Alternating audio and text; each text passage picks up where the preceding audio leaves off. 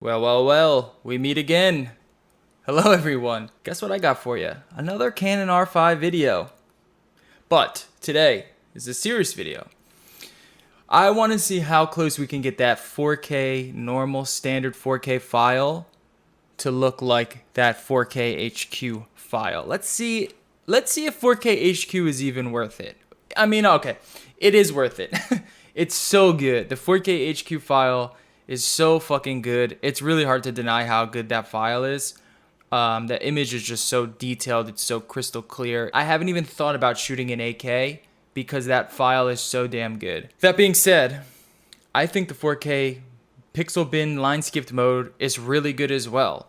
And I just want to see if we can make it better. And what we're going to do is we're going to compare my updated 4K file to the 4K HQ, and we'll compare it to the 8K just for shits and giggles. Now, hopefully, whatever I'm doing gets across through this because I'm recording everything through OBS. So I'm just hoping that the quality of everything can be recorded. It shouldn't be a problem, but just know that OBS is a little bit of a limitation here. So the first thing that I did was I did shoot this file here. Let's see, that's 45. We're going to zoom in. So this is it at 100%. So what we're going to do now, we're going to zoom in 200%. So we have to turn the proxies off. So at 200%, we can see a good amount of detail is given in 4K HQ compared to the 4K. I mean, it's clear as day there. And then when we go to the 8K, you can see it's really not that much better than the 4K HQ. Go to 400, maybe we can see a difference there. I mean, it's so close, but there is a clear difference between the 4K. So here's the 4K file. We're going to look at some of the paint here. And you can see there's a good amount of detail being lost. But it's not bad, you know? It's really not bad. So here we can see, let's zoom in a little closer to 200%. Here we can see you can see the details, the scratches in the paint here, where that kind of gets lost in the 4K file. So what I want to see if we can bring some of that detail back just through sharpening first. So we take this and we just sharpen it up. If we take a look between the files, I mean, it's not that bad. It's actually pretty good. If we look here at the the letters, you can see there's a little bit of that, you know, that line skipping stuff is kind of apparent. That, you know, that anti-aliasing look is kind of apparent. I mean, that looks pretty good. Holy shit, that actually looks pretty damn good. I'm actually surprised. Wow. I'm actually really surprised at how good that looks.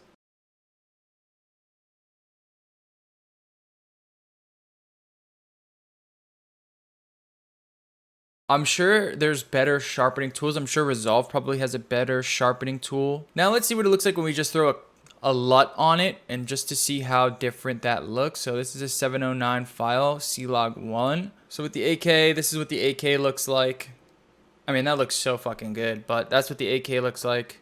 That's with the 4K HQ. You can just see a very minimal shift in detail, but it is there. Like, the data is there, and that's kind of what's important. And then with the, and then, I mean, other than like the digital sort of line skipping that you can kind of see with the text here, because what I'm talking about is like the detail in the paint, like this scratch here, some of the divots, it's definitely apparent here. You see at 200% on 4K H2, it's definitely there, and that's what really makes it. This is at 100%. I mean, come on. If I were to just brighten this up a little bit, can you tell the difference? You know? It's very minimal, and this is a static scene. Come on. But like at 100%, you can't really see the digital sharpening that much. You really can't. I think that looks really good. All right, now let's see what happens when we kind of digitally sharpen in just the 4K, just for shits and giggles, you know? Yeah, see, that definitely brings out a lot more sharpness, but that's okay. Wow, that looks really sharp. This is at 200%. Yeah, and that just becomes even more apparent. All right, so let's do the motion test. All right, so here is a scene that I did earlier where it's just me. So we can just see like what this looks like in motion. I'm gonna try to get like a still shot here. So you can see it's not the best, but I think the image looks pretty damn good for 4K. Now you're really gonna see a difference here in the 4K HQ. You can just see like so much more detail here in the face.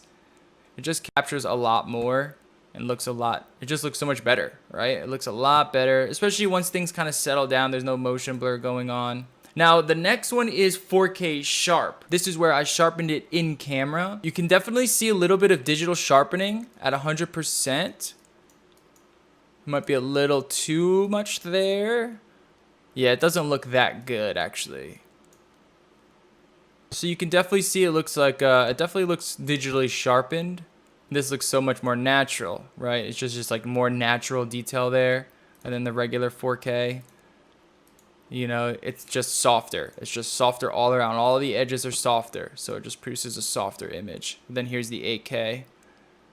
I mean, look how long it takes for this 8K. I'm also recording all this on my Streamlabs as well. I mean, that looks so good. The 8K is so good. It's such a shame that that mode overheats all the time. So that's 8K, 4K. So really between the 4K sharp, I probably wouldn't sharpen it in camera like this. All right, so let's see. We're gonna try to digitally sharpen this and see how much we get out of it. Holy shit. Yeah, so I would 100% not sharpen in camera. That looks really good. That looks really good. That looks really good. I mean, come on. That's at 100%, so let's go 200%. That looks really good. You gotta think, like the 4K HQ is the best 4K I've ever seen. It's so good. So to just sharpen it and you're getting pretty close to it, look at that. That's pretty fucking good. Hopefully this comes through YouTube. Let's see if I could zoom this in better. That is the digitally sharpened 4K regular, and that's the 4K HQ. Canon does need to pay me. I seen some comments that Canon should pay you. They should definitely pay me, man. This is nuts. All right, so what we're gonna do now, we're gonna throw the LUT on. I'm actually blown away. I did not know we were gonna get this close. Okay, that's let's go 100% here. You gotta be kidding me.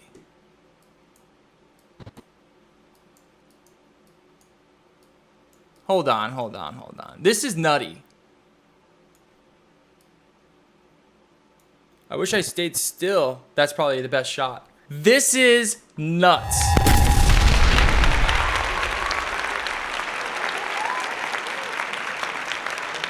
Look at the hair. I mean, come on. This is nutty. No, it's not spot on. I mean, I'm sure if you were to pixel peep, you'd be able to tell. Go to 200%, you can probably tell. I mean, can you? I mean, come on. This is insanity. I'm actually kind of blown away.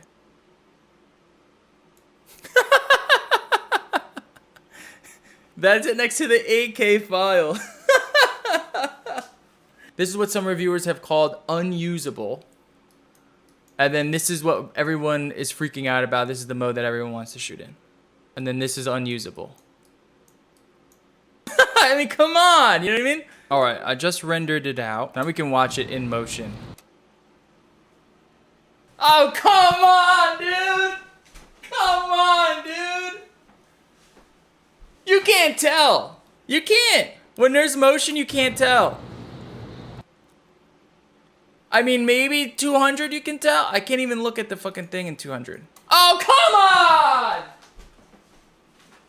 This is awesome.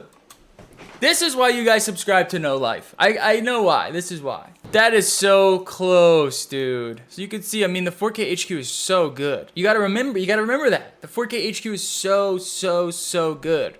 But it's also like 3 times the file size. And I mean, that looks excellent. I mean, that looks so good. That looks so good. That's 200% on 4K HQ. Regular 4K. So, what have we learned? I think we've learned a lot, actually. I think the 4K file with sharpening added through Premiere, Lumetri sharpening. I'm sure other sharpening methods work just as well. It's just not the in-camera sharpening. Don't use that.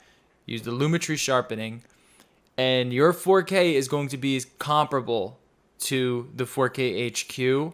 It's not exact. You still kind of get a little bit of like the line skipping, the binning going on, but it brings out so much more of that detail that's kind of mushed. Everyone talks about how the 4K mode is like soft and mushy.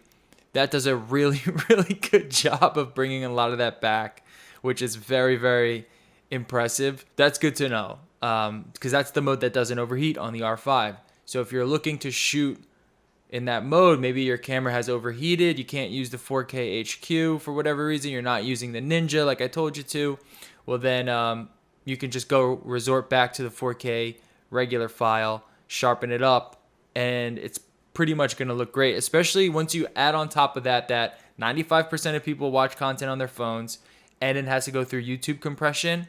Obviously, if you're mastering a file, if you're finishing a file for whatever reason, for whatever professional workflow, then it's not going to cut it. I guess it wouldn't. But for online content creators, for anyone who's selling this to an end consumer, for anyone that is packaging this for someone, an end consumer who's not pixel peeping, who's just watching it at face value, very, very impressed, very, very happy with these results.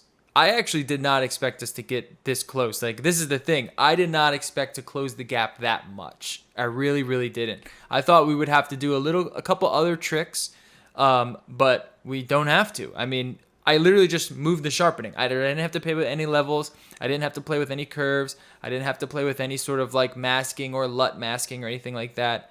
I thought we were going to have to do that. That is not the case. You just move a slider now. That's pretty awesome. And what's funny too is a lot of videographers, including myself, sometimes you want to get rid of like that digital edge.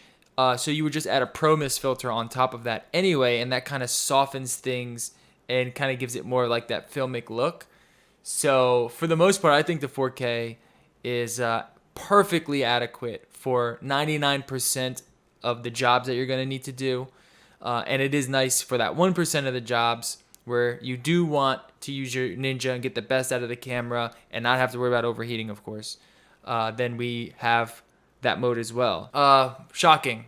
Pretty shocking. At least I thought it was shocking. I didn't expect this. I'm very surprised. I'm very happy. This camera is full of surprises, man.